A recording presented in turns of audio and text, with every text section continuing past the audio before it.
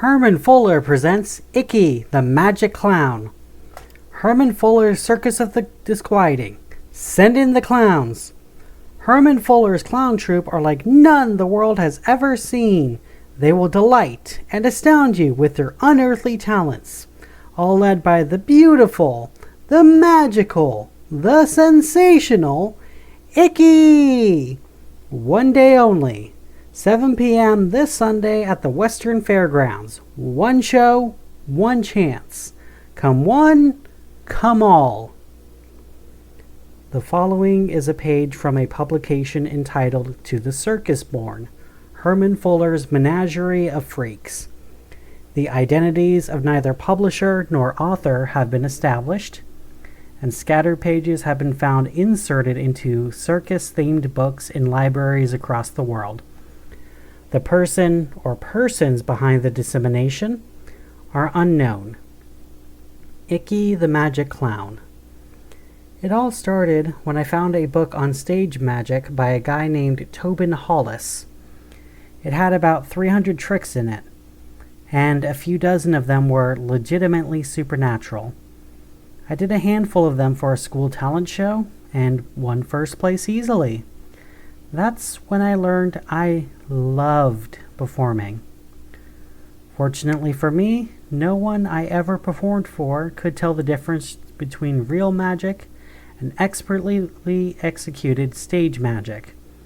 But even in my little town, we had heard rumors about a secret organization that suppressed knowledge of the supernatural, hunting down and locking up anyone or anything that wasn't normal. As if being queer wasn't bad enough, now I had to worry about getting magic bashed.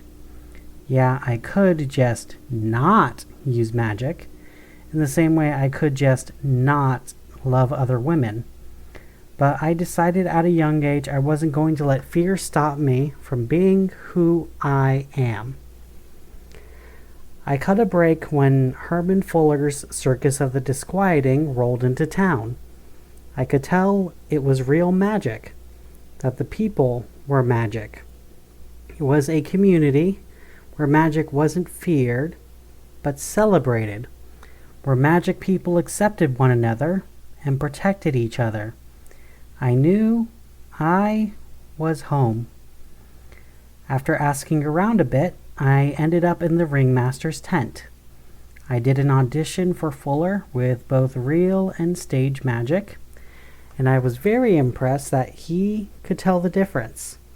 A hot teenage magician who already had an act was an easy sell, and I got my own stall in the Hall of Humans Extraordinaire.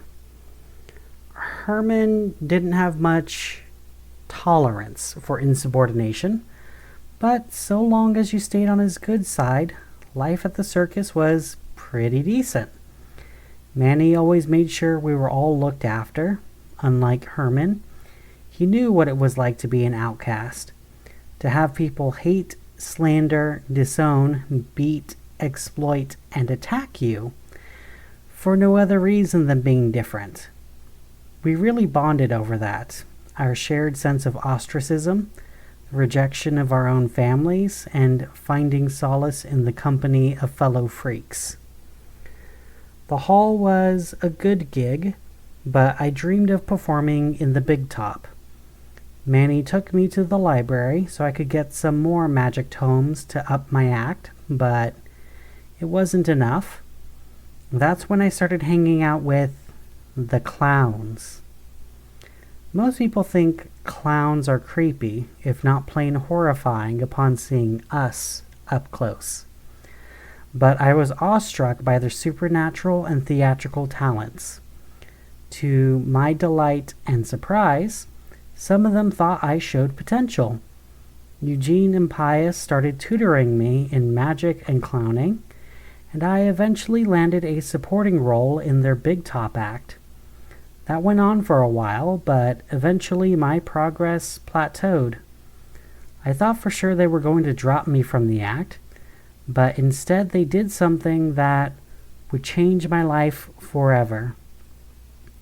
They offered to turn me into a clown A real clown. Capital C. I had never seriously considered the idea of becoming anything other than human before, mainly because I didn't know that was possible. But as Tinkles went over the procedure with me, I found it more and more appealing. It wasn't just the magic that appealed to me, but the fact that the clowns always seemed so happy. I tried my best to be happy as a human, but I always felt so bad about running away from my parents. I ran because I thought if they had ever found out I liked girls, I would have been disowned or committed to a nut house. But I never gave them a chance. Maybe I shouldn't have assumed the worst. They did love me, and lots of conservative parents become more tolerant after finding out their kid is gay.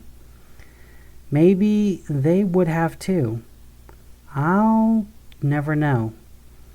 All I know is that I broke their hearts.